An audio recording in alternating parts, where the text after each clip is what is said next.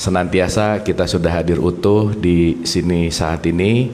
Kita sama-sama belajar dan seperti biasa kita akan sama-sama berdialog. Karena Ibu dan Bapak, saya meskipun udah lama banget gitu ya kita bareng, saya selalu mengawali dengan mendisklaimer dengan bahwa saya bukan mau ceramah, Ibu Bapak, saya bukan mau bertausiah, apalagi mau mengajarkan sesuatu, apalagi ngasih wejangan, karena tidak ada orang yang berubah karena sering dikasih wejangan. Betul nggak Bu, Pak? Tapi perubahan itu datang karena kita kasih contoh. Jadi pagi hari ini kita akan banyak berdialog, banyak berdiskusi, tapi entah tadi pop up aja, kayaknya dari sekian lama pertemuan kita penting saat ini juga untuk belajar hening sih gitu. Karena nanti kita akan ngerti bahwa hening itu kunci dari apapun dalam konteks hidup itu adalah keheningan itu sendiri gitu. Nah, sebelum masuk ke topik itu, kalau Ibu dan Bapak ada pertanyaan dulu kah atau ada bahan diskusi dulu? Boleh Ibu Bapak, siapa tahu dari pembahasan-pembahasan yang dulu atau apapun yang Ibu Bapak mau lempar pada topik supaya kita bisa berdialog dulu. Ada pertanyaan? Ya, waktunya habis, terima kasih ya, kelihatannya udah paham. Silakan, siapa tahu ada pertanyaan, ada bahan elaborasi. Ada pertanyaan dulu, berarti udah oke semua gitu ya. Karena Ibu Bapak ada pertanyaan, jadi saya mau nanya kalau gitu ya. Maka silakan Ibu Bapak.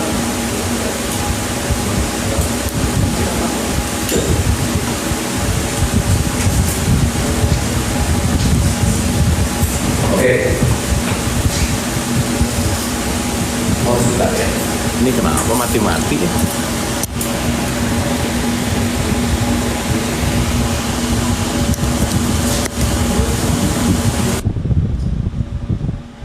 Oke, nah mudah-mudahan udah aman. Baik, Ibu dan Bapak, mungkin kita akan mengawali dari statement inilah. Saya akan memulai dari kalimat begini. Ibu Bapak, kalau kita bicara poin ya, ini ada di sini juga Ibu Punten ya. Jadi gini ya, tapi nggak apa-apa ya Ibu Bapak. Ya. Saya baru nyadar juga. Oke. Oke. Atau mau di sini, mau dipindah nggak aman?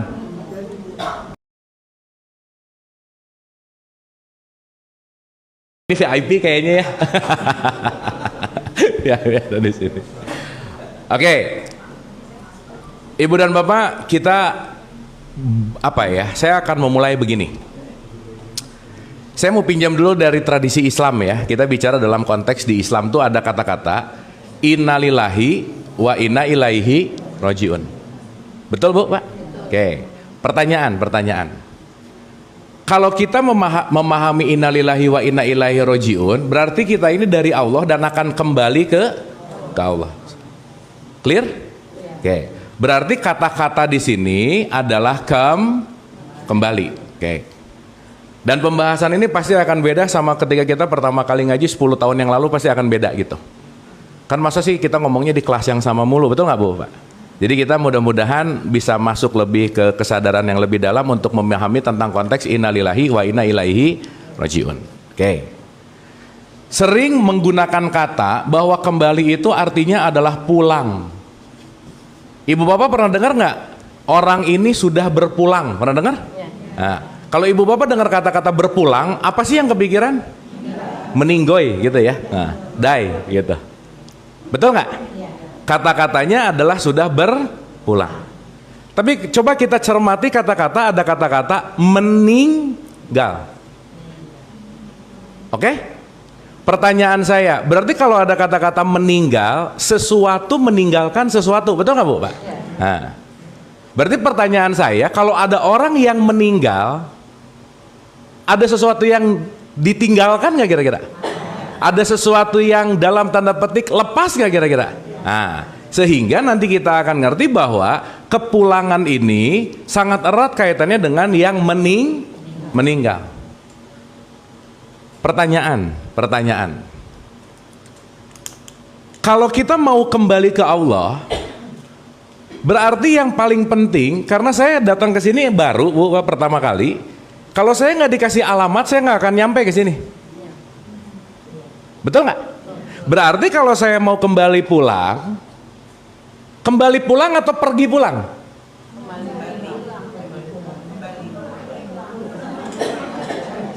Nah, ibu bapak udah sarapan belum ya? Gini. Nanti di bulan Ramadan, Februari akhir, kita puasa tuh. Di akhir puasa ada kata-kata kembali ke kembali ke fitrah atau pergi ke fitrah? Kenapa kembali?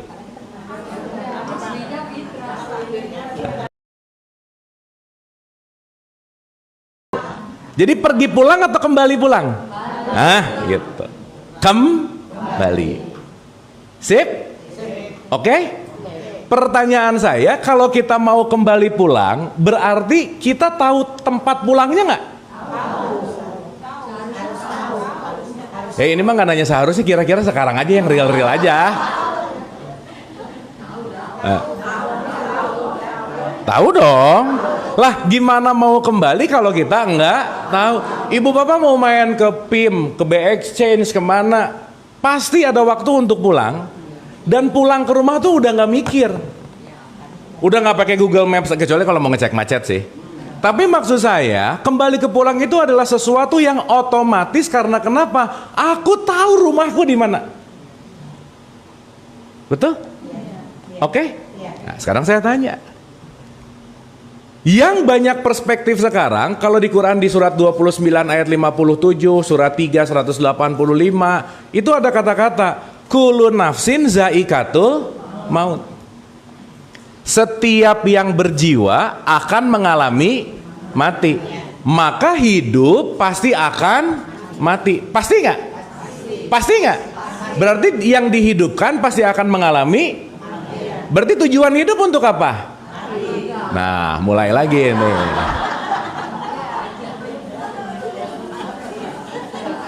Wah, gawat nih. Ini kita udah 15 tahun loh ibu bapak ya. Nggak ada yang, tapi banyak yang baru sih ya, nggak apa-apa sih. Nah, maksud saya, ibu bapak maaf ya, mati ini titik akhir bukan?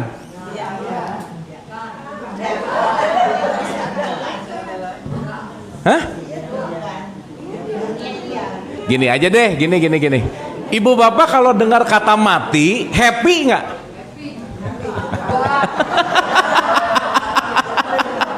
Wah, ini gawat sih ya, kontradiktif sih ya. Pada pengen pulang tapi takut mati tuh gimana? Ibu bapak kira-kira orang pada pengen masuk surga nggak? Termasuk ibu-ibu nggak? Sok atuh duluan. Itu kan aneh ya. Pengen ke surga tapi disuruh duluan, gak mau tuh. Kalau kata orang Jawa, piye gitu. Gimana? Bener gak ini? Nah, sip ya. Nah, maksud saya, jangan-jangan selama ini kita salah, bukan salah sih, kita tidak meluaskan dan tidak menambah persepsi tentang hidup dan mati, masih pakai program lama gitu. Terus kalau seseorang yang menakuti sesuatu yang pasti, aneh nggak? Jadi ibu bapak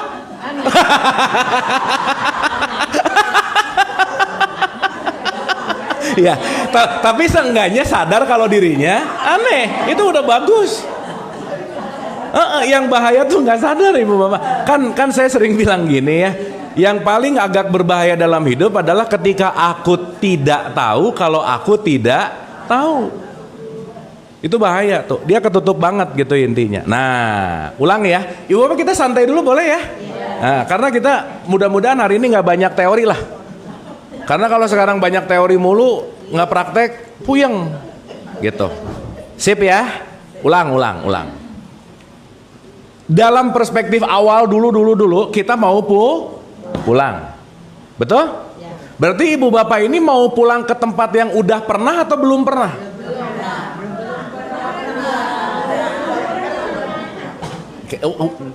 Gini. Innalillahi wa inna ilaihi rojiun. Semua dari dia dan akan kembali ke dia. Ibu bapak kalau pulang ke rumah berarti pernah ada di rumah nggak? Tadi nggak gitu jawabannya. Saya tuh mau pulang ke rumah, pernah ke rumah nggak? Belum sih, tapi saya mau pulang. Gimana? Betul nggak? Oke. Saya mau langsung agak ke tengah dikit ibu bapak. Maaf ya. Seharusnya menjadi diri sejati itu hal yang paling mudah karena nggak perlu usaha. Betul nggak? Bahwa tidak ada pohon alpukat yang berbuah alpukat dia berusaha, aku mau jadi alpukat. Nggak ada bu pak. Dan nggak juga ketika pohon alpukat ngelihat sebelahnya semangka, aku pengen dia jadi semangka. Nggak juga. Betul nggak? Tapi hari ini banyak orang yang mati-matian, aku mau menjadi jati diriku dan aku belajar mati-matian untuk menjadi jati diriku. Aneh nggak bu pak? Aneh. Berarti ibu bapak maaf ya, hal yang sebenarnya paling mudah dalam hidup adalah menjadi diri sendiri harusnya. Karena nggak harus usaha. Emang ibu bapak ketika nanam cabai doa, ya Allah jadikanlah cabai. Ibu bapak mau doa mau nggak nanam cabai keluar cabai. Betul nggak? Maka nanti kata kuncinya, salah satu jalan terbaik untuk pulang itu namanya effortless. Itu nanti kaitannya sama ikhlas, kaitannya sama letting go. Maka hal yang berat dalam hidup itu semua terjadi karena kita menggenggam terus gitu. Ibu bapak, saya menggenggam sama saya melepas lebih gampang mana sih? Gini kan lepas gitu. Ibu bapak gini terus seharian capek nggak? Capek. Nah ibu bapak yang ingin saya sampaikan adalah boleh jadi ibu bapak sampai hari ini banyak gini terus yang membuat hidup ibu bapak tuh lelah hari ini. Lelah banget. Lelah banget. Dan kelelahan-kelelahan itu tidak disadari dan tidak disadari ketika kita terus menggenggam, terus mengekang, terus menggenggam, terus mengekang yang seharusnya ini dilepasin gitu kira-kira.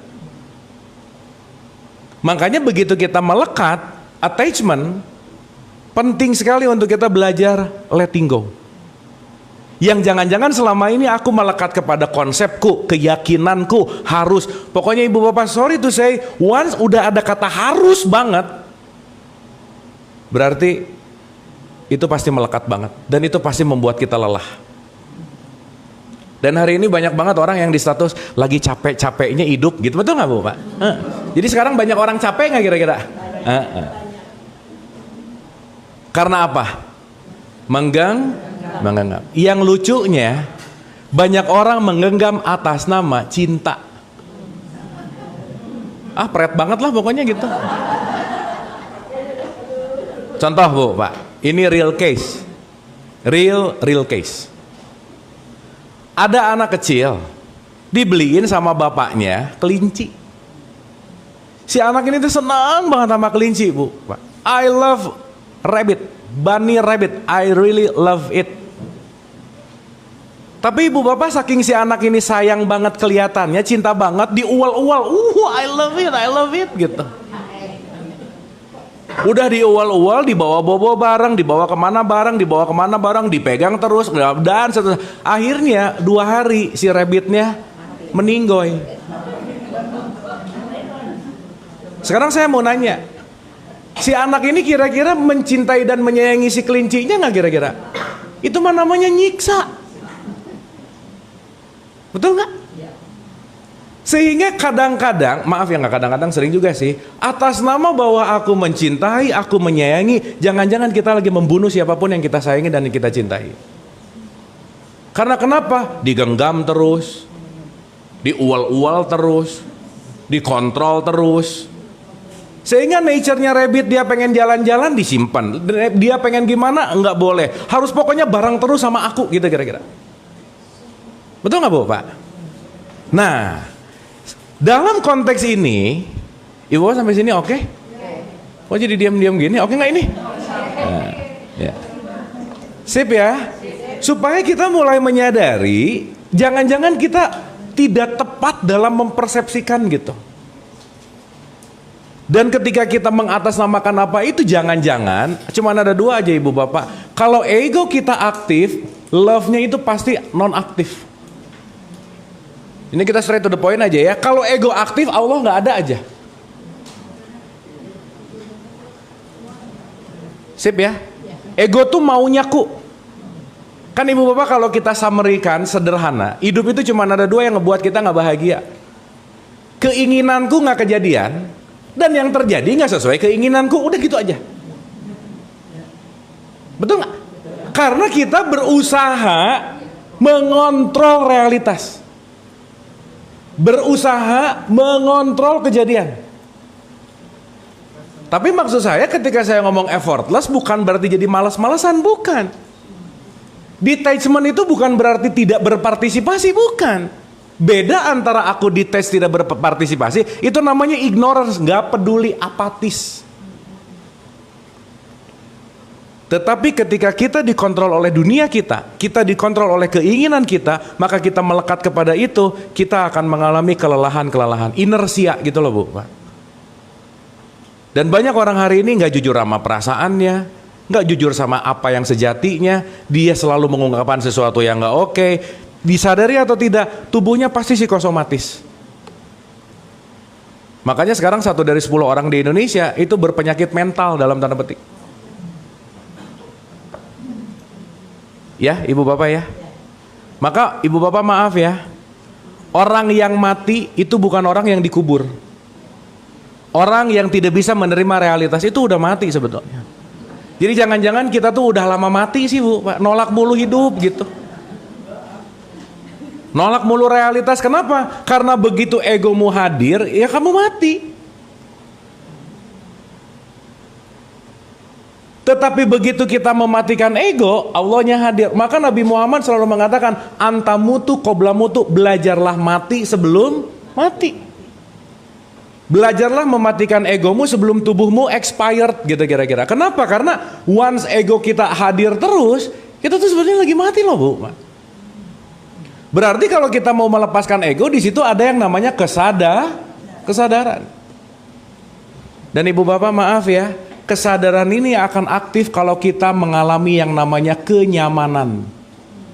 Orang yang nyaman pasti tidak keberatan.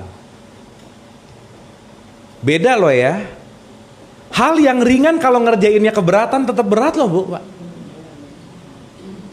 Betul nggak?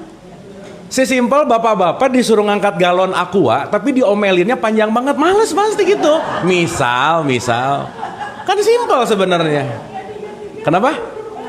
Ini cerita teman saya sih. Hal yang simpel cuman ngebeliin sesuatu, tapi keberatan ngerjainnya jadi berat nggak Bu, Pak? Kenapa? Karena nggak nyaman. Dan begitu kita nyaman, kita akan tidak keberatan dan kita akan menyatu. Contoh, ibu bapak kan udah mulai nggak sadar lagi pakai baju, karena dia udah menyatu dan aku nyaman dan aku udah menyatu dari bagian diriku gitu. Betul nggak? Saat kacamata udah nyaman, ibu bapak nggak sadar lagi pakai kacamata. Betul nggak? Maka kata kuncinya adalah bagaimana aku belajar nyaman dalam hidup, nyaman dalam menerima realitas, yang jangan-jangan selama ini aku mencari kenyamanan, tetapi aku banyak memberikan makan ego-ego ini yang alih-alih pengen jadi bahagia, tapi nyarinya senang terus. Ini oke nggak? Dapat ya? Clear ya? Nah, ibu bapak kita pemanasan dulu ya. Belum mulai ini, belum. Bentar lagi mulai. Dah. Sekarang kita cari korelasinya coba. Ilaihi rojiun, dan cinta kembali pulang. Berarti kita ini mau pulang ke tempat asal. Betul nggak Bu, Pak? Berarti harusnya sama tempat asal kita, sama kampung kita, harusnya asing nggak?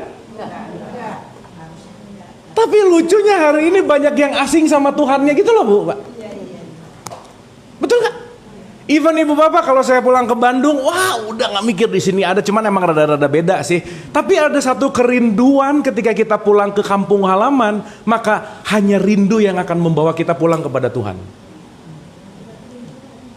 Dan sorry to say, kerinduan itu tidak akan ada ketika ego ini lagi aktif. Akhirnya banyak mencari keluar, banyak mencari sesuatu, menggapai dan berusaha, tapi kita lupa untuk melepaskan. Ibu bapak maaf ya, hidup itu urusannya kehilangan kok.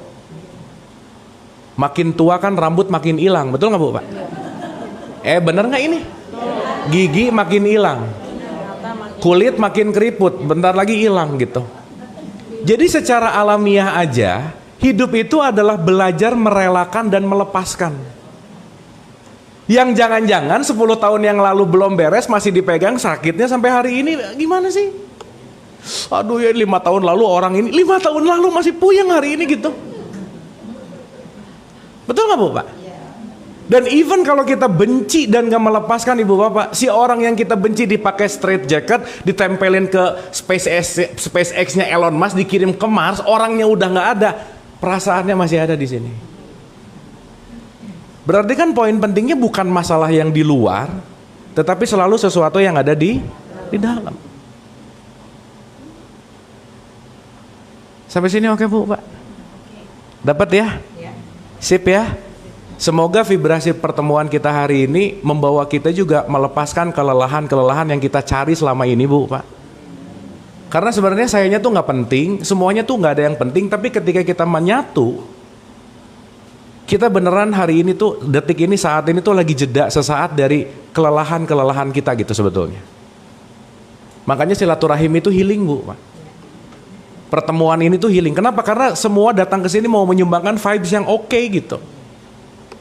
Kecuali yang datang ke sini mau nebeng makan siang doang sih nggak apa-apa lah gitu. Ya nggak apa-apa juga, boleh gitu. Sip ya, sampai sini oke ya.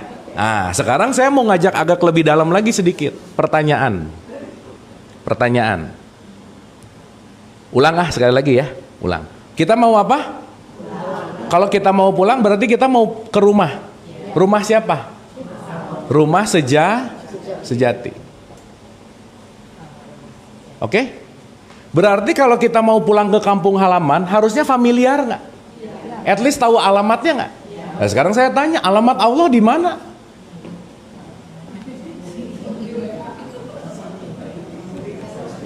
Benar nggak ini? Semua orang, aku mau kembali ke Allah. Iya, alamatnya di mana? Aku pokoknya nggak tahu, pokoknya mau kembali. Kan aneh Bu Pak. Betul nggak?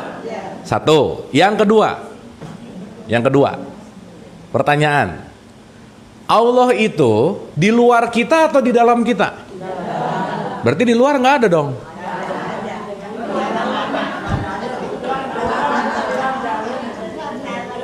Ibu Bapak, kalau saya ngomong pakai perspektif Allah, ini penamaan sumber dalam perspektif Islam. Awas ya, kita jangan berantem gara-gara beda nama, padahal substance-nya itu-itu juga gitu. Mau Allah, mau Sang Hyang, mau Atman, mau Brahman, semua hanya nama. Tapi semua esensinya mau aqua, amidis, remineral, semuanya hanya mineral, water. Nah kita tuh senang sibuk di merek, padahal minum tuh bukan minum merek, minum air loh. Betul nggak? Ini Desember gini nih ribut merek bentar lagi nih. Berantem mulu dari 10 tahun yang lalu gitu. Betul nggak? Nah sekarang pertanyaannya, kita mau jadi manusia merek atau mau jadi manusia ruang? Itu aja.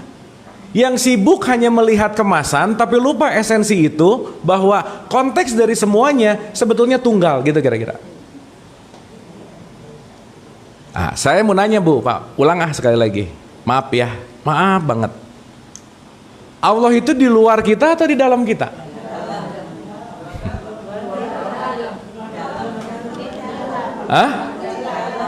Ya oke. Gini Ibu Bapak, kita agak lebih deep lah sedikit aja. Contoh, Ibu Bapak pernah nonton Finding Nemo nggak, ikan? Ya kalau nggak pernah berarti tahu lah ya. Oke. Ikan karena dia lahirnya di lautan, berarti brojol udah ada di air, bener nggak? Nah, saking dia ada di air dari kecil, sampai bahkan ketika dia udah mulai agak gede, nanya ke omnya. Pertanyaannya gini, Om, air di mana ya? Aneh nggak? Kenapa aneh? Ya si omnya bilang, emang kamu kalau nggak ada air mau hidup di mana? Iya, tapi air di mana ya?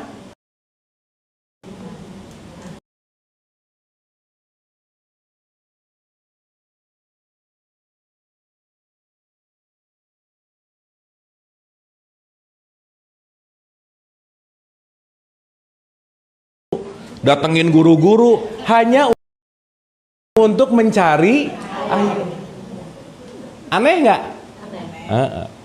Nanti ibu bapak tolong dikaitkan aneh-anehnya itu pada diriku gitu ya. Ibu bapak pembelajaran yang terbaik, kalau setiap apapun yang pembelajaran langsung keluar mindset gua banget, udah gitu aja bu bapak. Jadi begitu ibu bapak ngelihat orang nyebelin, gua banget beres. Begitu orang ngeselin, gua banget beres. Karena semua yang di luar pasti refleksi dari dalam, betul nggak bu pak? Yes. Pertanyaan, selama dia mencari air dan dia mencari informasi tentang air dan dia mencari dalil tentang air dan dia mencari ayat-ayat tentang air, bahkan dia nggak sadar dia di dalam air, ketemu air nggak kira-kira? Nah gitu. Jadi jangan sangka orang yang sering pengajian tuh kenal Tuhan gitu loh bu. Dan yang menarik lagi, rajin pengajian, pulang pengajian ngerasa, alhamdulillah aku udah solehah banget. Iya belum jauh. Karena di pengajian itu baru dibahas hanya tentang informasi tentang air. Knowing the path dan walking the path itu dua hal yang berbeda. Jadi banyak tahu tuh hati-hati loh bu. Karena belum tentu pengetahuannya dialami. Sampai sini oke? Oke? Nah kalau udah diam-diam gini udah mulai bagus sih. Udah nggak asbun gitu. Tapi dapat gitu. Dan ibu bapak saya selalu mengulang-ulang ya, kata-kata saya tuh nggak penting, tapi yang terpenting adalah vibrasi yang dititipkannya. Karena kata-kata terbatas oleh knowledge. Tapi once ibu bapak bisa mengalami dan merasakan vibrasinya, ibu bapak akan mengalami itu gitu. Makanya ibu bapak jangan percaya sama kata-kata, tapi lihat vibrasi di belakang kata-kata. Karena kata-kata itu bisa lembut, tapi nipu. Tapi vibrasi itu nggak bisa nipu bu. Dan ibu bapak akan ngerasa nggak nyaman kalau sama orang yang nggak sefrekuensi. That's it. Makanya ibu bapak kalau masuk ke ruangan di dalam yang ngegosip semua, keluar capek loh bu, capek lelah gitu. Ya, makanya tipikal manusia tuh ada dua, yang menaikkan energi dan yang merendahkan energi. Udah gitu aja.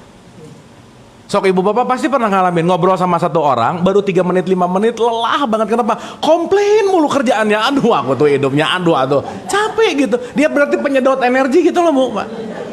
Vampire gitu. Tapi pernah nggak ibu bapak begitu ketemu orang bis ngobrol 5-10 menit enlighten, antusias, pernah nggak kira-kira? Itu berarti high energy gitu. Dan itu nggak bisa dibohongin. Clear ya ibu bapak ya? Dapat ya? Nah, kita balik pelan-pelan ya, pelan-pelan. Nah lama-lama udah 15 tahun pengajian, si ikan mulai sadar. Iya ya, saya nyari air ke guru ini, ke ustadz ini, ke kiai ini, kemana. Dan nanti kita akan ngerti bahwa guru yang di luar itu hanyalah jembatan untuk menyampaikan kepada guru sejati yang ada di dalam. Selesai. Maka Nabi Muhammad nggak pernah ngomong guru murid tapi sahabat. Jadi hati-hati ketika kita melihat dalam konteks ini semua yang di luar itu hanyalah jembatan. Selesai. Makanya saya tuh nggak penting bu, pak. Saya tuh datang ke sini cuma mau jadi bidan, membantu ibu bapak melahirkan petunjuk yang udah ada di dalam. Selesai. Karena petunjuknya bukan dari saya, nggak ada di luar, cuman masih ketutup. Nah saya ngebantu ngelahirin aja sih gitu. Nah, tapi udah 15 tahun pembukaannya 1 mulu gitu.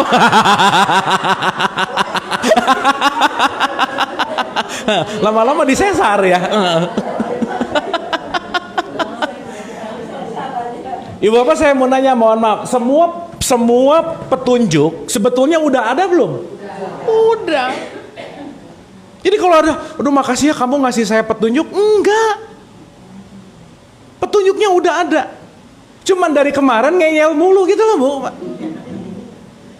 Betul nggak? Kenapa coba petunjuknya udah ada?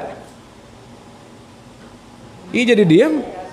Karena sumbernya sama. Dan semua dari sumber itu ada di kita.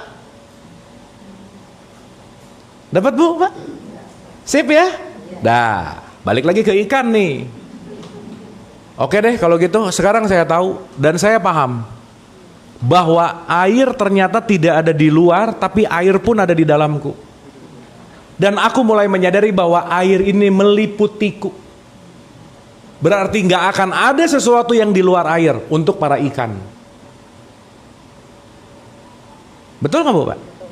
Nah sekarang saya tanya, berarti kalau air ini meliputi ikan, dan let's say kita bicara Allah itu maha meliputi, berarti Allah di dalam apa di luar? Gini. Si air ada di luar ikan atau di dalam ikan? Dua-duanya. Di dalam perut kan ada air juga.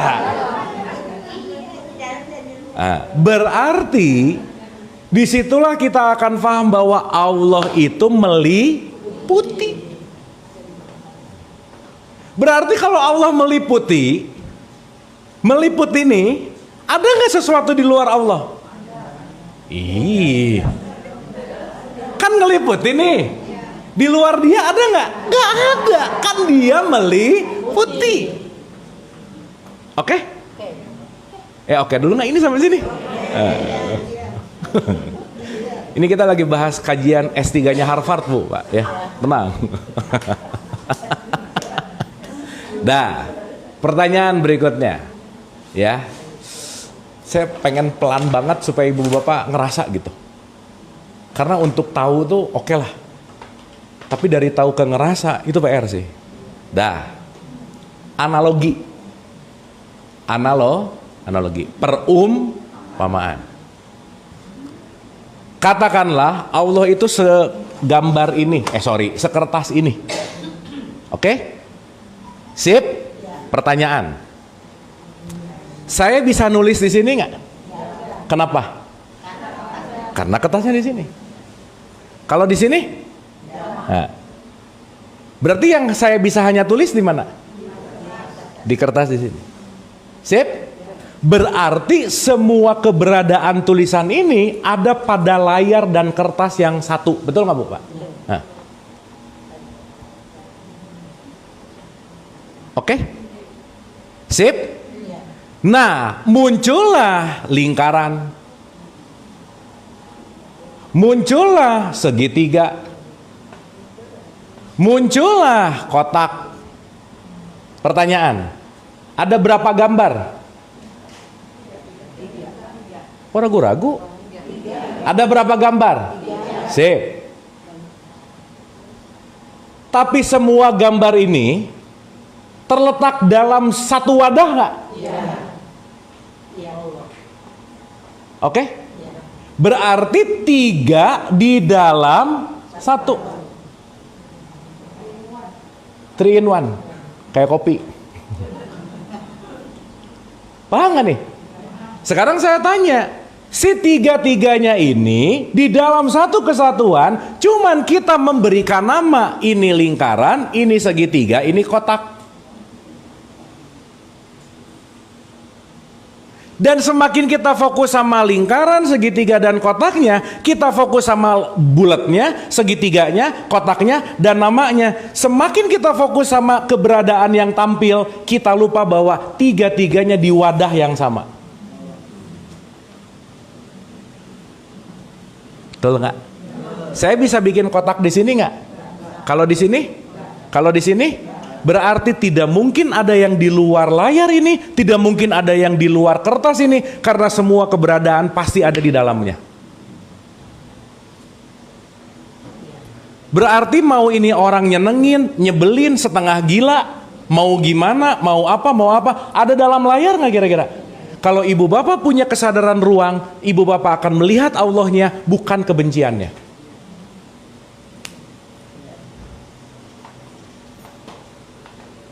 Contoh ya, lebih ekstrim lagi sedikit. Islam, tulisan bukan? Dia menampil pada layar bukan? Kristen, Hindu, Buddha. Ini 4-4-nya ada di layar yang sama nggak? Kenapa kita berantem dengan identitas padahal 4-4-nya ada di kertas yang sama gitu loh Bu? Betul nggak? Sehingga kalau kita mulai menyadari, nanti kita akan mulai ingat kenapa di Al-Baqarah 115 itu ada kata-kata, kemana saja kamu menghadap, yang aku lihat hanyalah wajah Allah.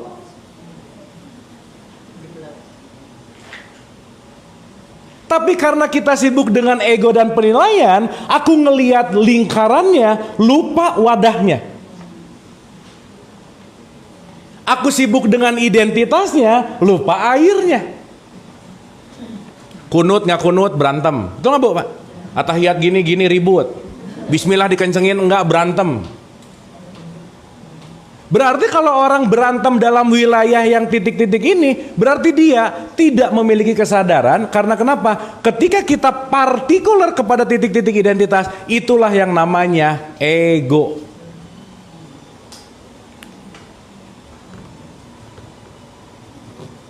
Ini sampai sini oke Ibu Bapak? Oke? Ini agak susah nerangin ini nih sebenarnya nih. Iya. Hanya orang-orang yang mau mikir sih sebenarnya yang ngerti ini. Ibu Bapak by the way ya, maaf ya. Saya boleh ngomong fakta nggak? Nah, kan fakta namanya juga. Masyarakat Indonesia itu IQ rata-ratanya 78,4 tuh Pak. Ibu Bapak tahu IQ gorila itu 70. Jadi cuma beda 8 sih. Jadi gorila tuh susah ngerti gini-gini gitu loh Bu Pak, susah. Iya, susah mengekstrapolasi ke abstraksi untuk mengerti ini tuh repot. Kenapa? Karena jarang latihan mikir. Maunya ngejudge. So saya mau nanya, Ibu Bapak ini termasuk orang yang sering berpikir atau banyak pikiran? Ah ya udah gitu aja. Beda loh, aku berpikir dan aku banyak pikiran. Dan semua, maaf ya Ibu Bapak ya, semua penderitaan hidup datang dari tetangga dekat kita yang namanya pikiran. Maka suffering always seen in illusion of your mind. Makanya orang yang malas mikir pasti menilai kafir, haram, jelek, bid'ah, macam-macam udah. Kenapa udah malas mikir? Kenapa? Udah pokoknya gitu aja. Yang keren lagi, sepengetahuan saya di Islam kayak tahu semuanya aja gitu loh Bu Pak. Betul nggak? Padahal kita memahami semuanya, pasti nggak ada yang benar-benar udah nyampe, kita semua bertumbuh. Contoh, Ibu Bapak pernah dengar fikih nggak? Pernah ya? Semua itu adalah dugaan sementara. Nggak ada yang final. Karena hidup itu semuanya berjalan dinamis. Makanya salah satu kunci dari konteks apapun hidup ini adalah belajar beradaptasi terhadap perubahan. Betul nggak Bu Pak? Sekarang saya tanya, perubahan pasti nggak? Dan berubah itu nggak enak. Makanya salah satu skill yang saya dan Ibu Bapak penting untuk miliki dalam hidup, skill terampil dalam menderita. Udah gitu aja. Kalau kita nggak punya keterampilan dalam menderita, kita susah adaptif pasti. Kenapa? Pengennya sesuai maunya aku terus. Pengennya itu terus. Berubah dikit, aduh, kelabakan gitu. Ibu Bapak ngerasa nggak kita dirubah abis-abisan waktu pandemi? Wah udah, emak-emak gaptek repot aja. Itu awal-awal saya zooman dialog positif, waduh itu puyeng banget Ibu Bapak. Ini gimana masukin linknya? Ini gimana? Tapi that's changing, betul nggak Bu Pak? Dan Ibu Bapak kalau nggak berubah, how come?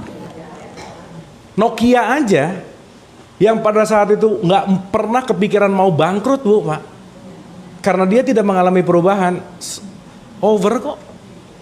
Maka kata kuncinya adalah berubah atau mati. Jadi kalau saya nggak pernah berubah, udah mati sejak lama sih. Jadi mudah-mudahan kita udah mulai mempersepsikan mati itu bukan kuburan gitu loh Bu Pak. Tapi mati rasa, mati logika, mati nalar sehat. Ibu Bapak mohon maaf ya, kalau orang lagi ngebenci orang lain, sadarnya lagi hidup nggak? Nggak, berarti dia lagi apa? Lagi jadi apa? Mayat hidup namanya. Zombie. Berarti dia tidak sadar apa yang dia lakukan. Makanya kalau di Quran, janganlah kamu sholat dalam keadaan mabuk. Bukan alkohol, bukan. Wine, bukan. Ngomongnya bismillah, atas nama Allah yang penuh kasih sayang, selesai sholat nyuruh anaknya pakai marah-marah, kan aneh. Mabuk nggak Bu Pak?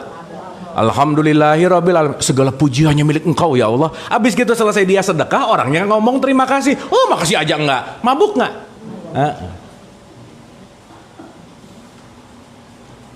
Oke Bu Pak. Sip ya? Clear ya? Jadi Allah di dalam apa di luar? Awas sih salah lagi nih. Kalau meliputi berarti ada yang jauh nggak dari dia?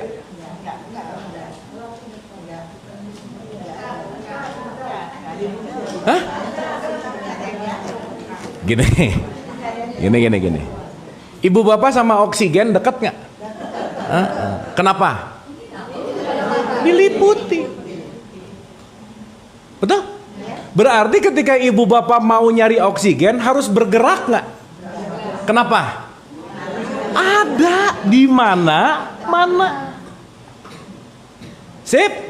Berarti ibu bapak kalau pulang ke Allah, kemana pulangnya?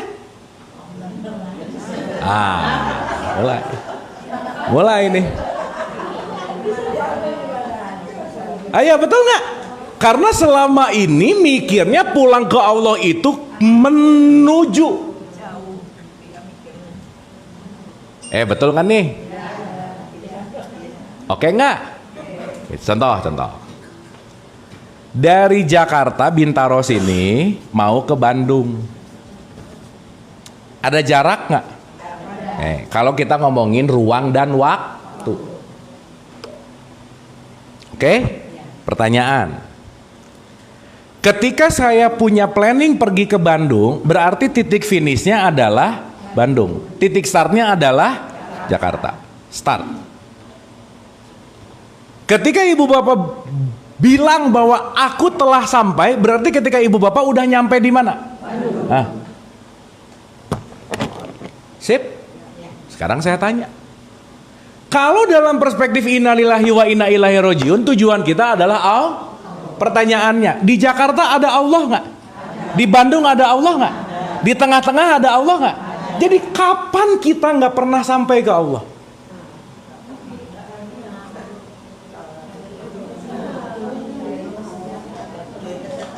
Ayo, pusing nggak nih?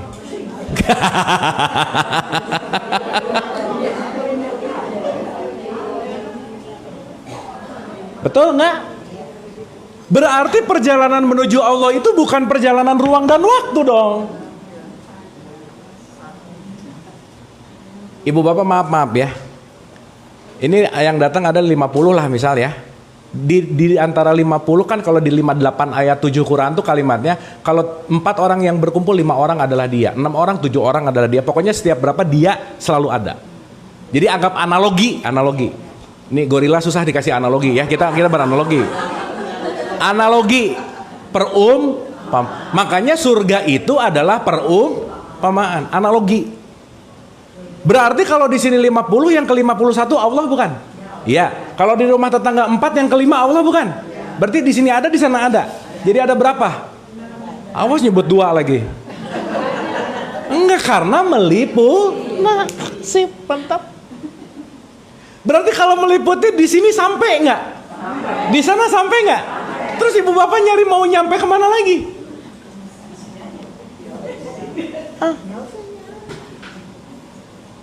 Itulah, ya maaf ya sekarang menuju ke Baitullah. Pernah gitu nggak? Kemana? Jauh ke Mekah. Betul nggak? Karena mindset Baitullahnya yang kotak namanya Ka'bah. Nggak apa-apa juga, itu simbol. Ibu bapak, masa sih orang kalau mau ketemu Tuhan harus ribuan kilometer dulu ngeluarin duit banyak, yang nggak punya uang gimana? Betul kan? Jadi ibu bapak waktu umroh haji ngapain?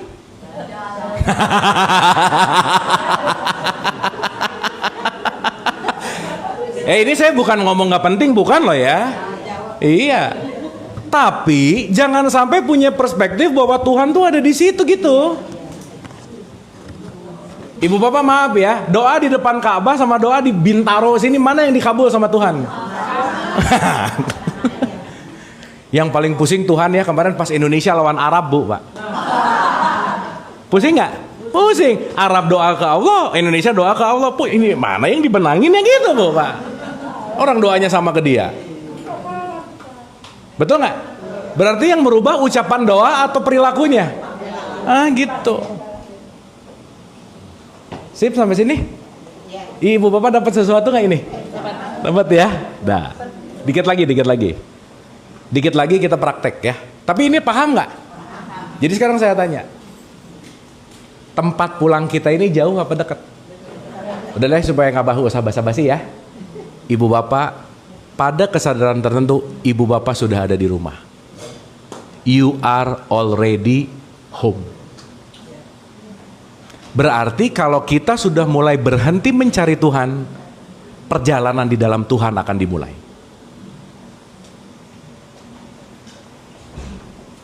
Kalau kita sudah berhenti mencari Allah keluar, perjalanan di dalam Allah akan dimulai. Berarti jangan-jangan selama ini yang membuat lelah adalah sesuatu yang di luar, menggapai, mencapai, tapi kita kekeringan makna tentang mengenal jati diri kita. Aku nggak benar-benar kenal siapa aku. Kenapa? Karena aku terlalu banyak menilai tetangga, teman ini, hina, keluar dan keluar. Makanya perjalanan sejati tidak ke sana tapi ke sini. Contoh. Ibu bapak bisa ngelihat saya nggak sekarang? Bisa. Coba tunjuk ada di mana saya. Nah, ini kalau mabuk gini nih. Wah, gawat. Ya. Coba ya. Coba perhatikan dan renungkan ini baik-baik. Ibu bapak nunjuk ke sini. Tadi ibu bapak sebenarnya ngelihat saya di luar ibu bapak nggak? Nah, ulang. Ibu bapak ngelihat si Abu ada? Ada. Ibu bapak menunjuk ini adalah si Abu, betul? Kenapa kok ibu bapak bisa ngelihat si Abu? Ada mata adalah instrumen lihat. Oke? Mata adalah apa? Jangan lupa, ibu bapak nggak pernah ngelihat saya sebenarnya. Pusing nggak?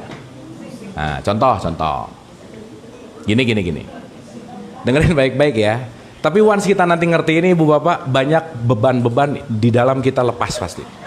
Nah, kecuali lemak sih beda ya. Nah, kalau itu harus olahraga, mau nggak mau. Ulang. Dengerin baik-baik pertanyaannya. Hal apa yang paling esensial ibu bapak bisa ngelihat saya apa? Hal apa yang paling primer? Ibu bapak kenapa bisa lihat saya?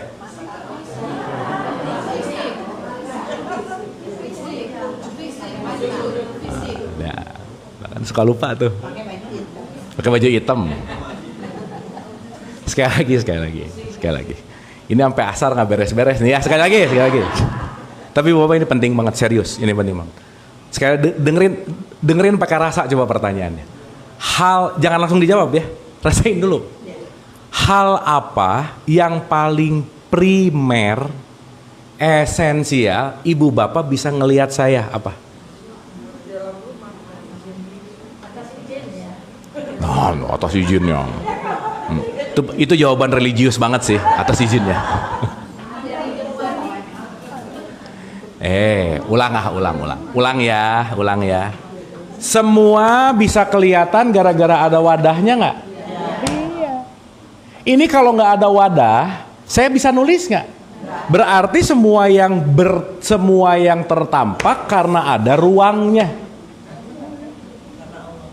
karena ada tempat menampilnya. Sip? Oke? Berarti ibu bapak ngelihat saya karena ada apa? Ya. Allah tuh gimana? Itu Allah tuh kita dulu. Nah, contoh. Di surat 24 ayat 35, di surat 24 itu namanya nur. Allahu nur samawat, langit, ard, bumi.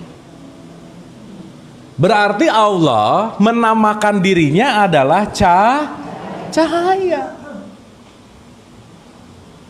Jadi ibu bapak maaf ya, kita mau punya mata nggak ada cahaya, ibu bapak nggak ngelihat saya. Betul nggak? Berarti yang paling primer kita bisa ngelihat matanya atau cahayanya? Cahayanya. Mata instrumen lihat. Betul nggak? Ketika ngelihat apa? Maaf ya. Kenapa di Ar-Rahman nikmat Tuhan kamu mana yang kamu dustakan? Karena kamu merasa kamu bisa melihat, tapi tanpa cahayaku kamu akan nggak bisa ngelihat.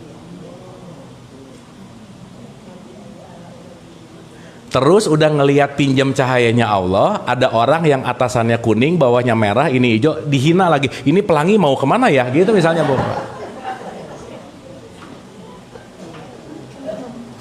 Betul nggak? Jadi pada dasarnya kita semua ini bisa tertampak karena ada apa? That's it.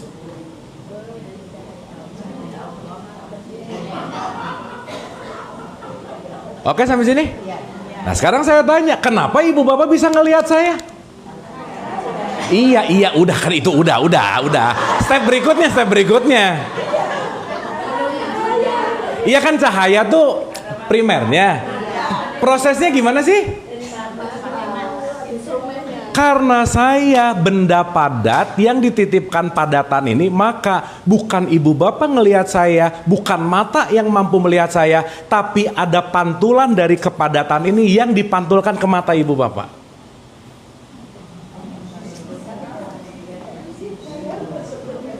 Dapat nggak? Sekarang saya tanya, maaf, cahaya kelihatan nggak? Enggak. Tapi dia akan terlihat ketika dia di stop oleh materi. Berarti siapapun yang punya materi, dia yang mau menunjukkan wujud Allah. Gitu loh, Bu. Ulang. Pelan-pelan ya, Ibu Bapak ya. Pelan-pelan. Nih. Ulang. Ibu Bapak ngeliat tangan saya nggak?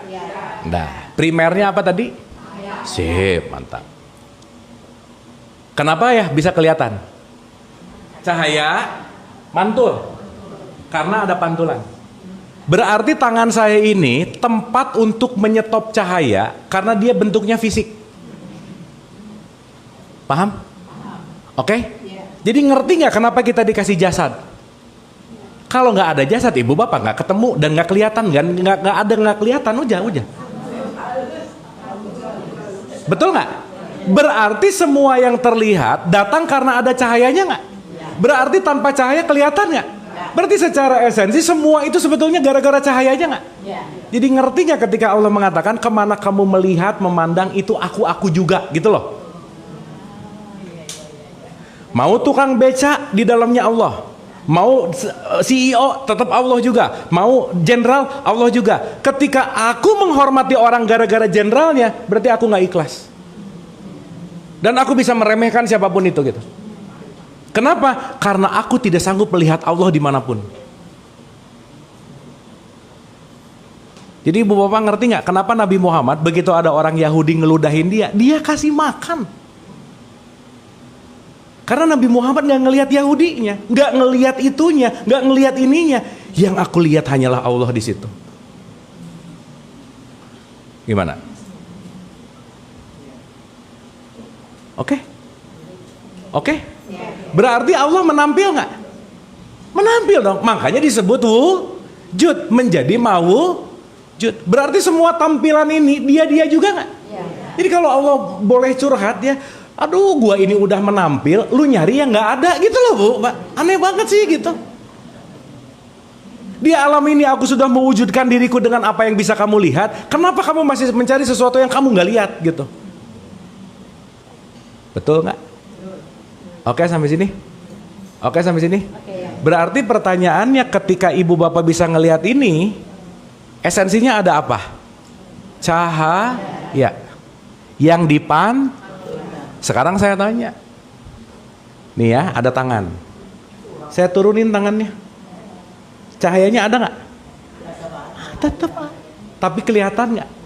Maka butuh yang menghalangi cahaya, itulah fisik kita. Sip, berarti diantara kita ada jarak nggak sebenarnya? apalagi sama cahaya. Gimana kita mau menjarak dengan cahaya orang kita diliputi? Gimana matahari dan sinarnya mau ngomong bahwa aku terpisah dari sinar? Bahwa matahari tidak pernah terpisah dengan sinarnya. Terus pertanyaannya, gimana mau ngomong aku kesepian? Berarti ketika seseorang kesepian, dia lupa bahwa Allah itu selalu meliputinya, bahwa kasih sayangnya selalu ada di situ. Betul nggak Bu, Pak? Sip. Jadi ibu bapak ngelihat saya di mana? Nah, pusing lagi nih. Di dalam dirinya masing-masing. Karena sesuatu yang di luar pasti terjadi di dalam. Betul nggak? Berarti ibu bapak sekarang 50 orang ngelihat saya, ada 50 perbedaan sudut pandang nggak? Iya. Karena semua tergantung dari apa yang ada di dalamnya. Maka hidup tidak pernah terjadi di luar kita. Itulah kenapa ibu bapak, sorry to say, tidak akan ada pernah orang yang menyakitimu, karena hanya kamu yang memaknai dia menyakitiku. Betul nggak? Berarti kalau semua within, semua di dalam, segala bentuk yang di luar tergantung yang di dalam, kira-kira selesai. Maka semakin kita pengen ngerubah orang, semakin kita pengen ngerubah situasi, semakin kita berusaha, semakin pasti lelah. Kenapa? Karena ternyata bukan itu yang harus aku rubah, tapi di sini yang aku harus rubah. Sampai sini oke Bu, Pak? Sip ya? Clear ya? Dapat? Paham? Atau puyeng? Ya puyeng juga sih nggak apa-apa. Nah, berarti kalau kita udah ini yang disebut tauhid gitu loh Bu, Pak. Ibu bapak di Pancasila Allah Tuhan Maha Satu, Tuhan Maha Esa. Kenapa Esa? Menyatu, bukan satu. Satu itu matematik, bisa dibagi 2 jadi 0,5. Kan kalau Allah satu bisa jadi ada Allah 0,5 dong. Tapi kalau menyatu beda nggak? Antara satu sama kertas menyatu nggak? Antara es sama kertas menyatu nggak? Yes. Begitu ego hadir, aku hanya melihat gambar. Begitu ego tidak hadir, aku hanya melihat kertas. Selesai. Tapi memang sih Bu, Pak, dipungkiri atau tidak, susah banget ngelihat Allah di orang nyebelin. Aduh susah banget sih memang. Duh Allah gini-gini banget ya gitu. Memang susah sih. Padahal kan dia juga sih sebenarnya, betul nggak Bu, Pak? Nah itulah kenapa disuruh jadi orang yang takwa. Takwa itu eling lan waspodo, tetap eling. Tetap eling. Tetap eling. Sampai sini oke? Sok sampai sini ada pertanyaan dulu nggak sebelum kita mulai? Ini belum mulai nih. Tapi dapat sesuatu nggak Bu, Pak? Dapat ya? Berarti kalau ibu bapak saya masih benci gara-gara merek, mabuk aja. Jangan pernah tidak mensyukuri cahaya karena semua diberikan cahaya oleh dia. Bahwa matahari itu nggak pernah milih-milih loh Bu. Emang matahari begitu gini, zet. Pas ketemu rumah kiai terang, rumah pendeta redup, masa gitu? Begitu ada babi lebih redup lagi kan? Enggak. Betul nggak? Iya. Makanya kita disebut rahmatan. Nah, untuk merahmati semua alam, untuk merahmati gitu. Nah, jadi kata kuncinya adalah ketika kita ngelihat dan bisa memahami mana esa, selesai. Sampai sini oke? Sampai sini oke? Nah, iya Ibu.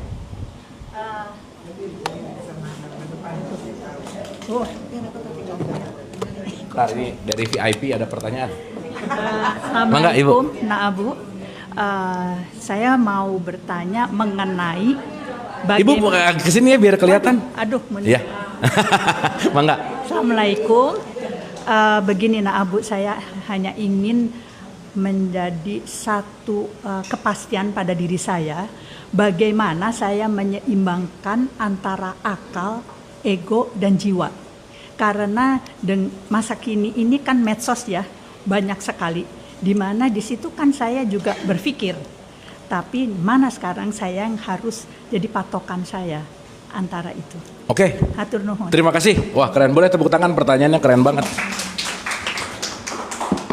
Oke, kita nanti masuk ke situ habis ini. Sedikit lagi. Hatur nuhun, Ibu. Ibu Bapak ini oke ya? Jadi Ibu Bapak maaf ya, pulang jauh nggak? Jadi ya. Sebenarnya udah pulang belum? Sebenarnya udah pulang belum? Kan Allah di mana-mana. Cuman belum sadar pulang. Oke? Berarti ketemu Allah harus habis dulu expired nggak? Jadi ketemu Allah harus mati dulu ke tanah kusir nggak? Tetapi sesaat kamu mematikan egomu, kamu pulang. Jadi kita ini pulang pergi. Lagi rada mabuk sedikit pergi. Begitu sadar abis mabuk sober pulang.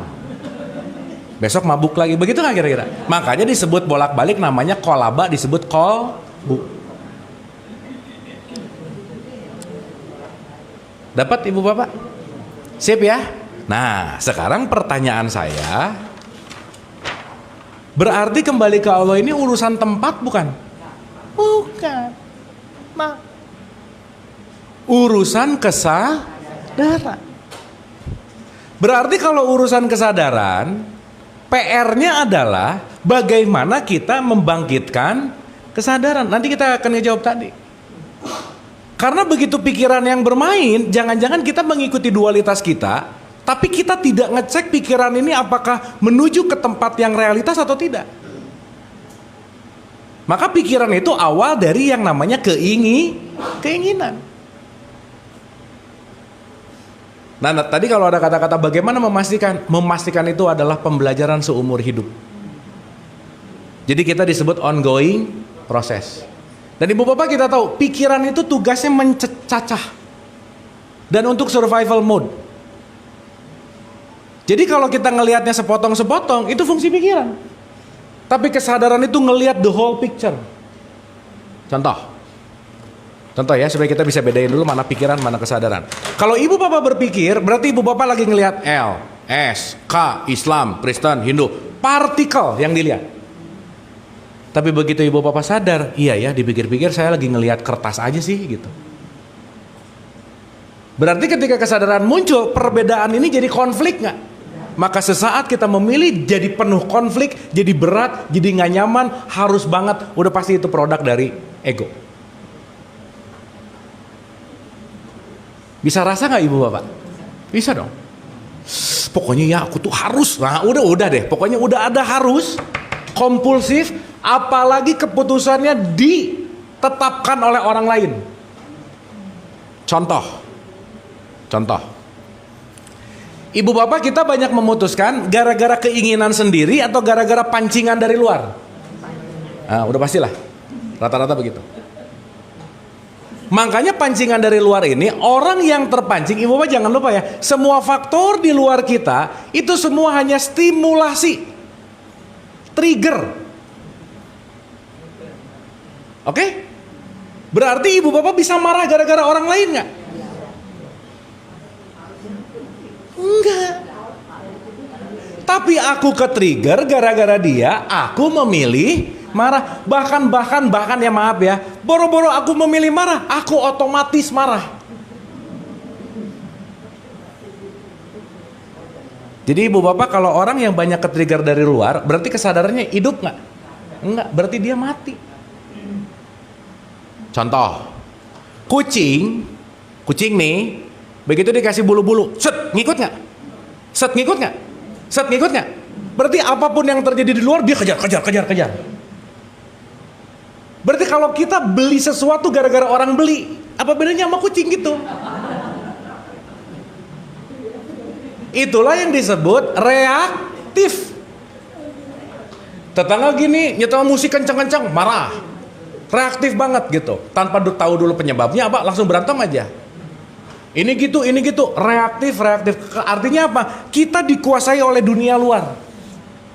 Si kucing itu sebenarnya nggak mau lo loncat-loncat, tapi begitu gini loncat, begitu gini loncat, betul nggak? Tapi ada tipikal kucing yang gini-gini santai aja, ada nggak? Dia berarti kucing yang sudah berkesadaran.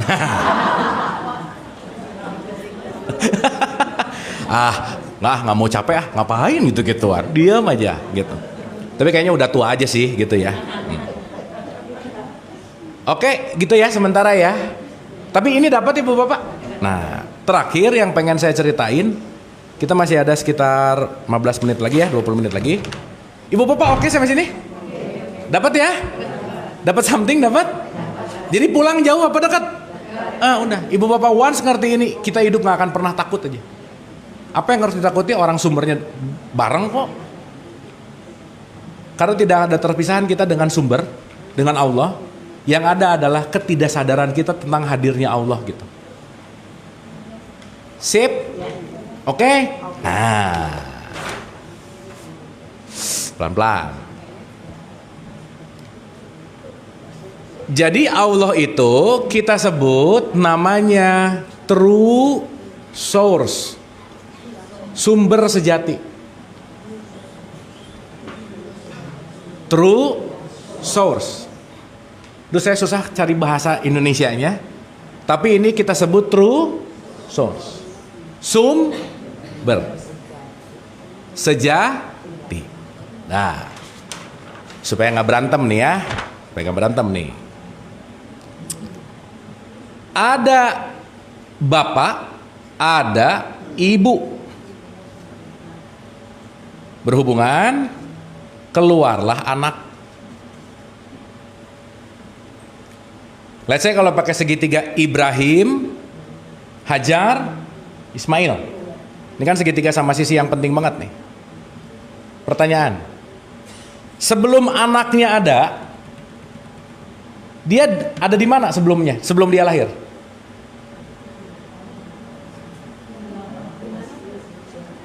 Kan si anak tuh lahir dari ibunya. Lahir kan? Asalnya anak nggak ada. Berarti dia harus ada awalnya nggak? Ada di mana si anak sebelum lahir? Jadi Allah nunjuknya ke atas lagi. Kan tadi katanya Allah dekat tuh, gini sih gimana sih? Udah, nggak usah jauh-jauh dulu deh ke Allah. Dengerin dulu. Si anak lahir dari ibunya. Ibunya karena dibuahi ya sama bapaknya, lahirlah anak. Berarti sebelum anak ada, dia ada di mana?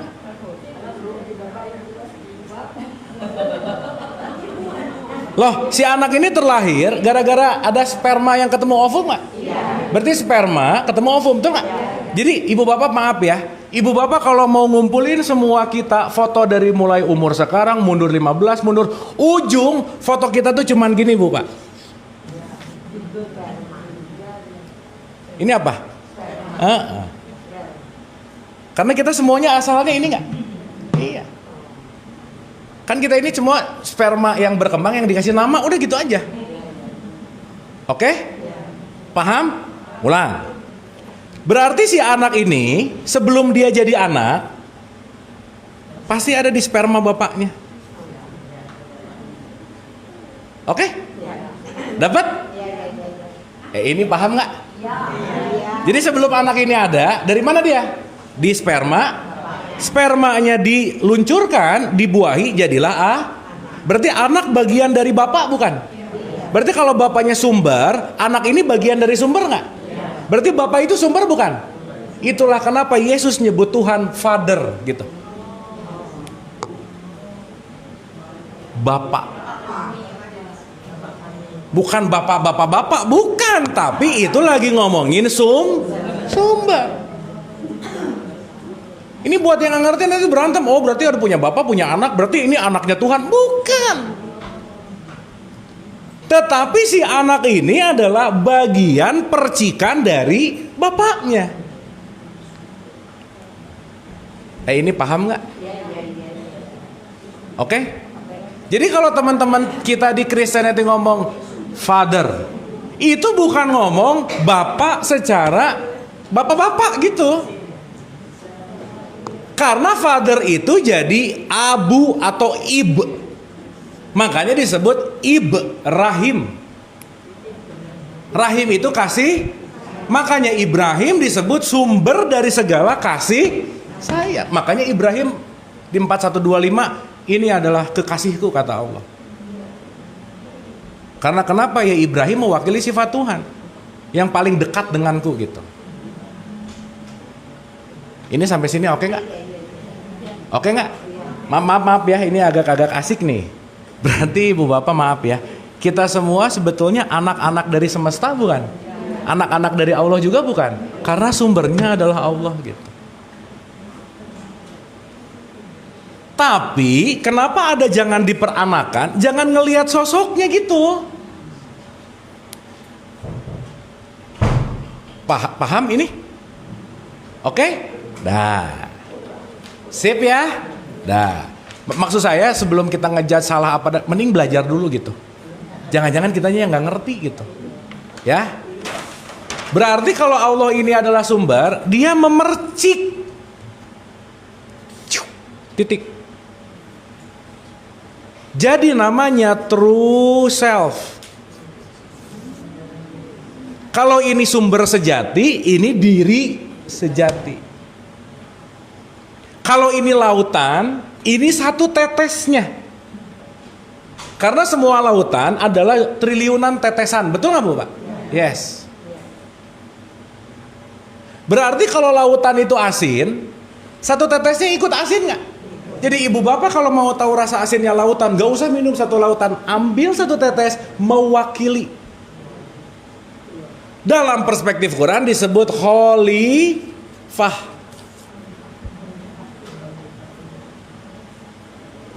Sampai sini oke? Sip? Dapat?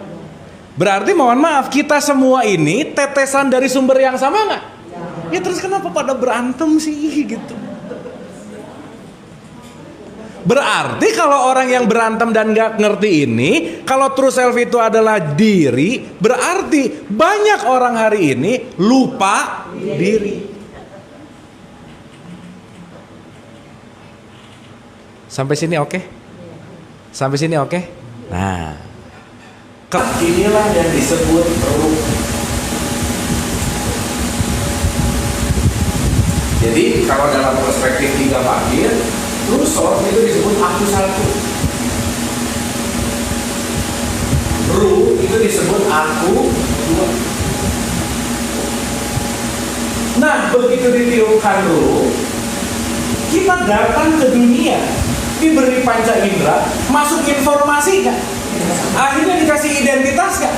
Berarti kita dipalsukan nggak dari kesejatian kita? Dikasihlah jiwa. Di mana isinya pikiran, perasaan, emosi, di mana jiwa, ruh dan ini semua dibungkus dalam jasad. Maka jiwa aku tiga, jasad aku empat. Pertanyaan. Seruangan ini kualitas gini. Ruh itu nanti supaya gampangnya itu Bapak kita sebut kesadaran. Insya Allah di pertemuan yang akan datang kita dikatakan ini lebih dalam lagi. Tapi sekarang pertanyaan saya begini. Saya, ibu-ibu, bapak-bapak, dimanapun ini semua, kira-kira di percikan ruh yang kualitasnya sama nggak? Sip? Berarti pertanyaan saya, kesadaran kita di ruangan ini sama nggak? Ulangi dulu. Kan yang ditiupkannya ruh. Yang ditiupkan ruh itu namanya kesadaran. Kualitas kesadaran ini kualitasnya sama nggak? Berarti di dalam itu ada petunjuk nggak? Ada guidance manual book nggak? Maka di surat 42 ayat 52 ruh juga disebut Quran. Maka Quran itu udah dikasih. Ini kita dikasih petunjuk langsung dari Allah nggak sebetulnya? Dicicil nggak? Enggak, langsung deh bro. Berarti kita sekarang hari ini lagi belajar sesuatu yang udah ada atau belum ada? Udah ada. Cuman ketutup. Paham? Oke, sampai sini pertanyaan. Berarti seruangan ini kesadarannya sama nggak? Sama. Yang beda kualitas jiwanya. Salah satu kualitas jiwa apa sih Bu Pak? Satu, di ruangan ini yang beda tingkat pelitnya. Udah gitu aja. Tingkat pelit beda, tingkat marah beda, tingkat benci beda, tingkat julid beda. Itu yang membedakan kenapa sih kesadaran yang tunggal ini nggak kelihatan. Kenapa? Karena jiwanya kotor gitu.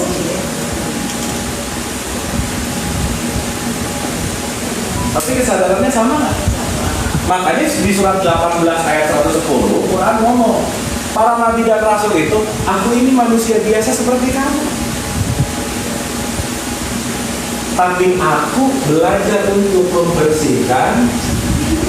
Maka kalau jiwanya bersih, kesadaran hadir nggak kira-kira? Makanya di antara semua, kalau ke dokter nggak ada, dok aku tuh kayaknya sakit perut deh. Nggak ada. Yang ada sakit jiwa. Betul nggak? Berarti seruangan ini yang beda kualitas apanya? Jiwa, tapi ruhnya sama nggak? Nah, ibu bapak, jangan sampai kualitas jiwa kita yang berbeda, kita melupakan bahwa siapapun yang kita lihat adalah sumber yang sama dari dia. Selesai. Makanya ibu bapak, sorry to say, orang yang tidak melihat ruh Allah di mana-mana itu disebut orang yang sombong.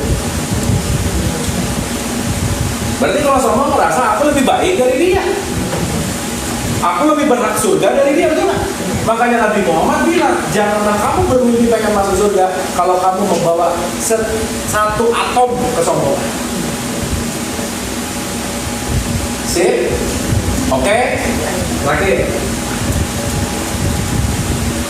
Berarti yang membuat Allah tidak menampil karena ada riak-riak jiwa nggak kira-kira? Dan itu. Makanya ini Bapak contoh ya. Ini gunung, ini sungai. Ketika gunung merefleksi kepada sungai, ada bayangannya. Ada? Kira-kira kalau sungainya tenang, Galia, pokoknya tenang banget. Bayangan gunungnya akan bayangannya perfect nggak kira-kira? Jadi kalau ini Allah, ini kita, Allah akan menampil perfect kepada kita. Kalau sungai-sungai pikiranmu tidak sibuk, kalau sungai-sungai perasaanmu tidak sibuk, kalau jiwamu tenang, maka Allah akan menampil. Makanya di 89 ayat 27, ya ayuhan nafsu mutmainah, wahai jiwa yang tenang, karena hanya dalam ketenangan jiwa lah Allah akan menampil. Itu poinnya. Berarti kalau ibu bapak lagi tenang, udah di rumah dulu, mau di pasar, mau di gunung, mau di laut, jiwanya tenang, you are home. Tapi mau di istana, mau di New Zealand, mau di tempat asing, tapi ininya bergejolak, semua keindahan gak akan terasa. Makanya istrinya Fir'aun tahu doanya nggak bukan? Apa coba doanya? Ya Allah, bangunkanlah aku istana di surga. Berarti dia kayak happy kan? Berarti dia happy kan? Kan dia doa di istana, benar kan? Berarti meskipun dia punya istana, dia merasa belum punya istana karena kenapa? Boleh jadi dia merasa kesepian di dalam keramaian. Jadi tempat pulang itu geografis bukan? Bukan. Jadi surga geografis bukan? Neraka geografis bukan? Kualitas jiwamu yang menentukan itu surga, itu neraka, itu pulang, atau itu pergi. There's your choice. Oke Bu? Ya. Sini ya. Berarti pulang ada urusannya sama nanti gitu kan? Tetapi ketika jiwamu dalam konteks gimana ya? Jiwamu dalam konteks tidak tenang, maka kamu akan masuk ke dalam konteks yang namanya terjebak dalam jiwa yang chaos. Sampai sini oke Ibu Bapak? Oke ya, bentar ya. Iya. Oke, ini ada pertanyaan bagus. Allah memilih siapa yang dia kehendaki, betul nggak? Betul nggak? Pertanyaan saya, kalau Allah mau menghendaki kita, pertama yang harus menghendaki siapanya dulu? Kitanya. Contoh, gejolak pikiran ibu bapak, mau sibuk atau enggak, yang menentukan siapa? Kita. Allah nggak bisa nolong loh untuk ibu bapak jadi tenang. Betul nggak? Ah, saya mau pinjam pakai perspektif Rumi ini Bu Pak. Wah ini keren banget Bu Pak. Ibu bapak kita tahu bahwa ada satu statement, kasih sayang Allah selalu mendahului murkanya. Allah tuh sayang banget, wah nggak ada batasannya aja, melebihi sayangnya ibu kepada anaknya. Jadi tuh Allah, gimana sih Allah pengen ruh ini kembali? Nggak mungkin Allah tuh benci sama kita tuh nggak mungkin. Cuman kamunya bandel aja sih gitu. Maka dengan demikian Allah membuat satu skema. Wahai semua hamba-hambaku, aku tahu kalau kamu mau menggapai aku di tempat yang tinggi, kamu akan kelelahan dan jaraknya jauh banget. Maka atas dasar kasih sayangku, kalau kamu mau menyatu denganku, kamu naik ke tengah dan aku akan turun ke tengah dan kita ketemu di tengah. Pertanyaannya ibu bapak, gimana mau ketemu di tengah, kitanya nggak ada usaha gitu kira-kira? Gimana mau dikehendaki, kitanya nggak ada sesuatu yang mau dilakukan? Makanya bahasa gampangnya, lakukan 20% yang kamu lakukan, sisanya aku deh kata Allah. Karena andai kata spidol ini adalah kotoran-kotoran hati kita, yang Allah tuh nunggu banget ibu bapak. Ya, ibu bapak tahu nggak? Gimana ya? Asmaul Husna yang paling terakhir apa sih? Sabar. Allah tuh sabar banget nunggu kita pulang gitu loh. Ini kapannya ngertinya gitu. Dia nunggu terus. Ini kapan sih mau berpaling atau mau kembali ke aku gitu. Dia nunggu. Berarti dengan semua kasih sayangnya, dia hanya sedang menunggu kita terbuka. Karena kalaupun semua luka-luka batin kita, luka-luka jiwa kita, kotoran-kotoran semua kita tutup terus, kekuatan Allah tidak akan bisa membersihkan selama kita mau membuka, membiarkan kasih sayang Allah yang membersihkan. Nah, proses membuka inilah, itulah yang disebut yang dikehendaki. Ibu bapak maaf ya, kita nggak punya kuasa untuk membersihkan hati kita. Hanya kasih sayang Allah yang bisa membersihkan hati kita. Tapi kalau kitanya nggak terbuka, kasih sayangnya nggak akan ngebersihin kita gitu.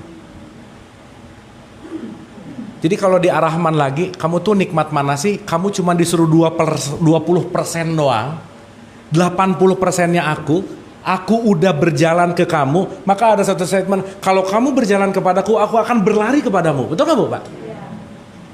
Berarti inisiatif Allah untuk menyayangi kita lebih besar terus nggak kira-kira? Cuman kitanya, nggak kita sih ibu bapak aja ya, saya emang nggak soalnya.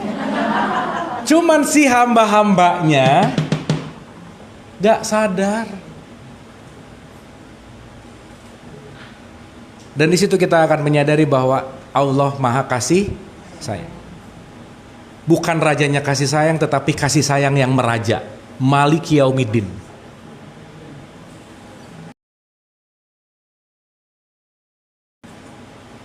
Jadi ketika kita mulai ngerti ini Bu Bapak, dari tadi tuh saya cuma pengen bilang satu aja.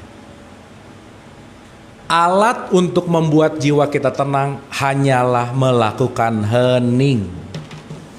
Dah nggak ada lagi. Sesaat kita jarang menghening, pasti riaknya akan besar. Ibu bapak kalau ini gelombangnya besar, gambarnya jadi jelek nggak? Iya, ini gambar apa sih, nggak jelas, betul nggak? Makanya dalam tradisi Christianity kita disebut Imago Dei, the image of God. Secitra dengan Tuhan. Berarti kalau secitra, dia dan kita tuh bayangannya dia aja sih. Maka ibu bapak kalau bercermin dan ada orang ngelihat dari luar, nggak tahu mana yang asli mana yang palsu, betul nggak Bu Pak? Tapi kalau cerminnya kotor, bahkan wajah kita sendiri nggak kelihatan. maka jiwa adalah cermin itu apakah kotor atau tidak, sehingga menampilnya Tuhan tergantung dari cermin jiwa kita. Dan cermin gak bisa bersih kalau kita jarang menghening. Makanya di dalam tradisi Islam sehari 5 kali disuruh hening, namanya sholat. Berarti si riak-riak air ini penting untuk ditenangkan gak? Kalau kita masih di dalam air, kalau airnya bergejolak, kita gitu gak kira-kira? Maka itulah kenapa Isa atau Yesus berjalan di atas air. Dia udah gak ngikutin gelombangnya, mau gelombang naik turun, it's fine. Kenapa? Aku udah di atas air kok. Karena Isa itu adalah Rohul Kudus. Rohul Kudus itu bagian dari Tuhan. Itulah yang disebut welas asih. Maka Musa bisa membelah lautan. Ya bukan dongeng kan tongkat, nggak gitulah. Itu kan dongeng anak TK. Tetapi Musa tahu petunjuk, maka ketika dia membelah lautan, gelombangnya udah ngasih kanan dan kiri, saya punya jalan. Tenang dia melakukan itu. Karena apa? Riak-riak lautan sudah tidak mengganggu dia, gitu kira-kira. Oke Bu, Pak. Sip ya. Makanya Musa itu akal, Isa itu kasih sayang. Antara logik dan nurani, dua-duanya penting untuk jalan gitu. Logik nggak dipakai nggak bisa creating, nurani nggak dipakai stres. Maka kenapa kita diberikan dua perangkat ini gitu kira-kira? Ya, tapi menjawab pertanyaan tadi, intinya ketika kita bermain dalam nurani, ada satu poin yang penting bisa kita rasakan adalah tenang, damai, dan bahagia. Selesai. Karena produk pikiran, jadi banyak sih uangnya, tapi hidupnya nggak tenang. Nah, maka nanti kita akan benar-benar penting untuk memutuskan apakah datang dari aku 3 atau dari aku 2 atau bahkan dari aku 1. Nah, ketika kita aware, ketika kita waspada, ketika kita takwa, kita akan sadar, aduh, ini aku 3 nih. Datang dari mana? Pikiran, perasaan, emosi. Inilah nanti yang disebut ego. Makanya kita semua perlu puasa. Makanya di semua agama ada puasa, sholat. Meskipun caranya beda-beda. Tapi intinya cuma satu, menenangkan jiwa. Sip ya? Oke Ibu Bapak? Dah, ini super paling terakhir. Ibu Bapak kacamatanya boleh dilepas, duduknya nyaman. Yuk kita latihan.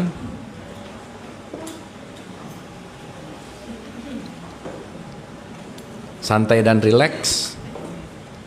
Knowledge-nya udah ada, tapi kalau nggak dialami, nggak akan menjadi sebuah pengalaman. Ibu Bapak, kalau mata kita kebuka ada batasan nggak? Kalau mata kita ditutup, nggak ada batasan. Borderless. Silakan matanya dipejamkan. Ingat, jiwa yang tenang itu datang dari tubuh yang tenang. Matanya dipejamkan, santai dan rileks, duduknya nyaman. Kepalanya tidak terlalu menengadah, tidak terlalu tunduk, di tengah-tengah aja, santai dan rileks. Pertama, mari kita membuat tubuh kita santai, karena dalam tubuh yang rileks dan santailah jiwa akan santai juga dan rileks juga dan tenang. Caranya gimana membuat tubuh kita tenang?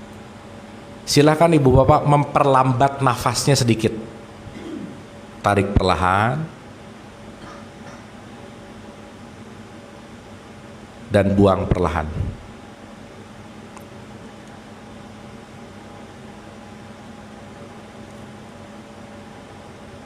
Tarik lagi lebih lambat. Tahan sebentar dan buang pun lebih lambat. Silakan ulangi beberapa kali. Sesaat kita melambatkan nafas, kita sedang memberikan kode ke tubuh kita bahwa I am okay. Maka tubuh akan lepas dari stres hormon, akan lepas dari fight or flight, dan dia akan mengeluarkan hormon-hormon endorfin, serotonin, yang itu akan membuat tubuh kita menjadi rileks. Silakan ibu bapak rasakan. Semakin nafasnya lebih lambat, semakin tubuhnya santai dan rileks.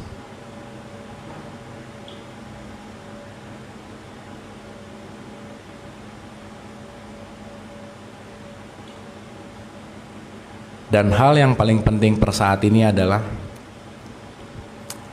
biarkan pendengaran ibu bapak mendengarkan apa yang dia mau, tidak perlu dinilai, tidak perlu dianalisa, hanya dengarkan semua sebagai suara.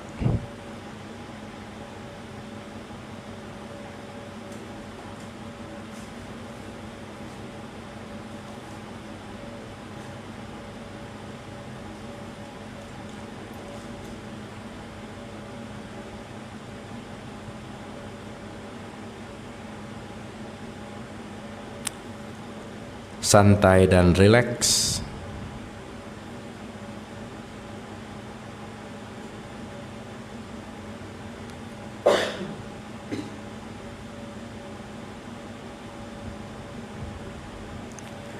Ketika pikiran mulai hadir, karena pikiran paling gak suka di momen ini, dia akan menawarkan kita untuk ke masa depan dan ke masa lalu.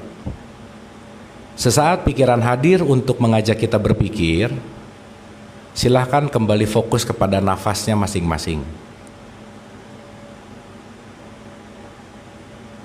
Perhatikan nafas, santai dan rileks.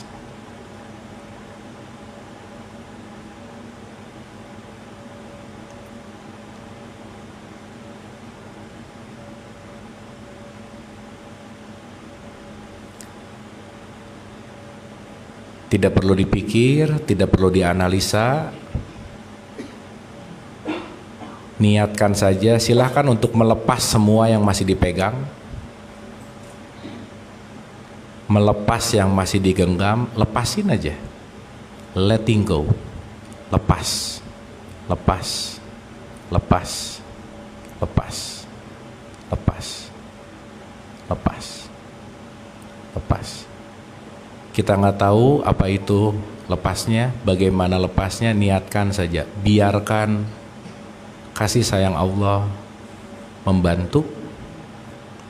Kita hanya bersaksi dan tidak mengapa-ngapa. Dan bersedia.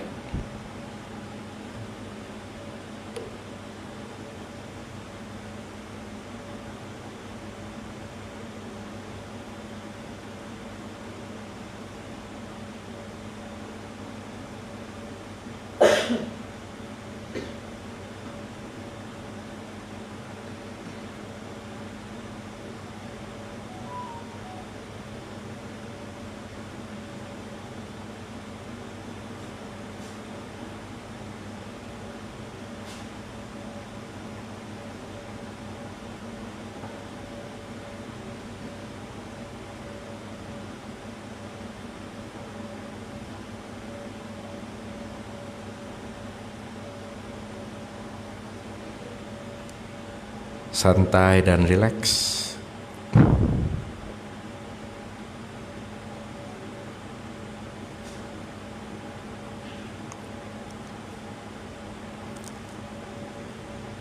Istirahatlah sejenak ibu dan bapak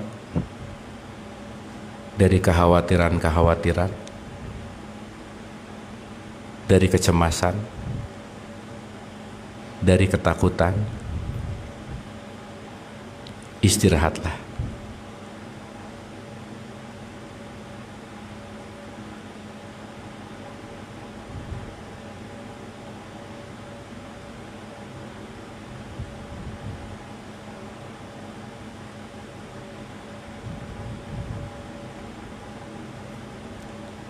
Santai dan rileks.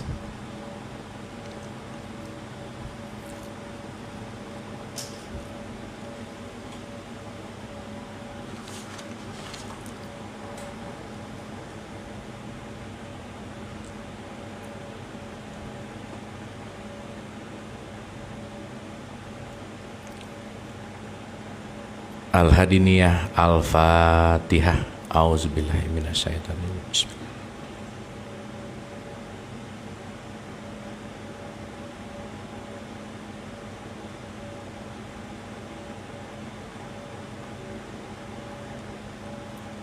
Allahumma rabbik firli wali walidaya warhamhuma kama rabbayani shaghira. Rabbana atina fid dunya hasanah wa fil akhirati hasanah wa qina adzabannar wa adkhilnal jannata ma'al abrar. Ya Aziz ya Ghafar ya Rabbal alamin. Subhana rabbika rabbil izzati amma yasifun wa salamun alal mursalin walhamdulillahi rabbil alamin. Matanya boleh dibuka perlahan dan kita boleh mengusap wajah kita penuh dengan bersyukur, berterima kasih.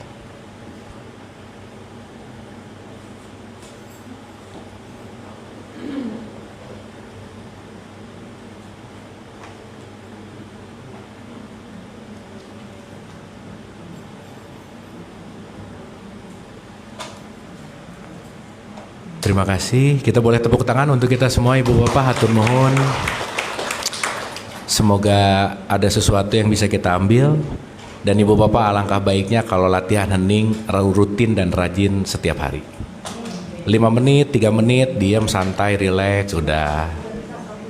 Ya, pokoknya tanpa latihan kita nggak akan terlatih gitu kira-kira.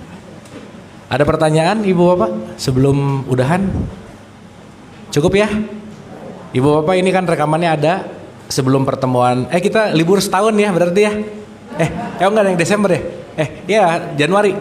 Ya setahun ya kita libur Ibu Bapak.